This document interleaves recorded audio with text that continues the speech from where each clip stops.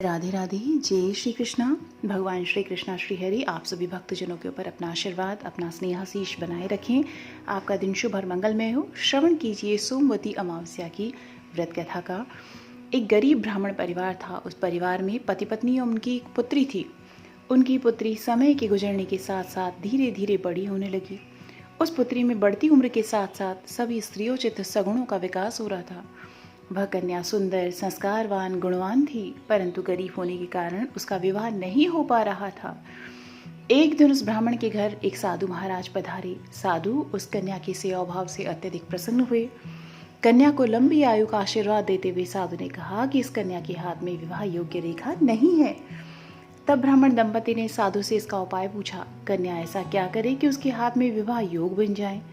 साधु महाराज ने कुछ देर विचार करने के पश्चात अपनी अंतर्दृष्टि में ध्यान करके बताया कि कुछ ही दूरी पर एक गांव में सोना नाम की एक धोबिन महिला अपने बेटे और बहू के साथ रहती है, जो बहुत ही आचार विचार और संस्कार संपन्न है और पतिपरायण है। यदि यह सुकन्या उस धोबिन की सेवा करे और वह महिला इसकी शादी में अपनी मांग का सिंदूर लगा दे तथा उसके बाद इस कन्या का विवाह हो जाएगा, तो इस कन्या का वैधव्य योग जो है वो मिट सकता है। साधु ने यह भी बताया कि वह महिला कहीं बाहर आती जाती नहीं है। यह बात सुनकर ब्राह्मणी ने अपनी बेटी से धोबिन की सेवा करने का प्रस्ताव रखा। अगले दिन से ही कन्या प्रातः काल ही उठकर सोना धोबिन के घर जाकर साफ सफाई एवं अन्य सारे कार्य करके अपने घर वापस आने लगी। एक दिन सोना धोबिन अपनी बहू से पूछती है कि तुम तो सुबह ही उठकर सारे काम कर लेती हो और पता भी नहीं चलता।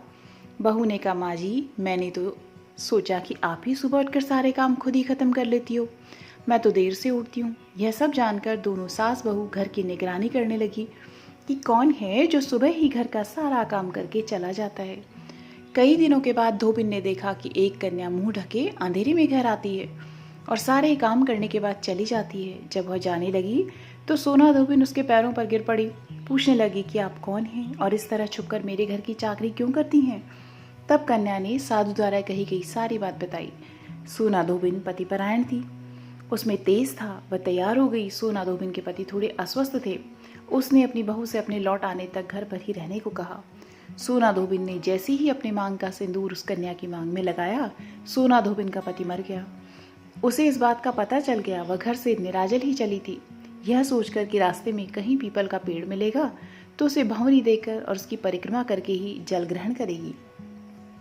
उस दिन सोमवती अमावस्या थी। ब्राह्मण के घर मिले पुए पकवान की जगह उसने ईंट के टुकड़ों से 108 बार भंवरी देकर 108 बार पीपल के पेड़ की परिक्रमा की और उसके बाद जल ग्रहण किया।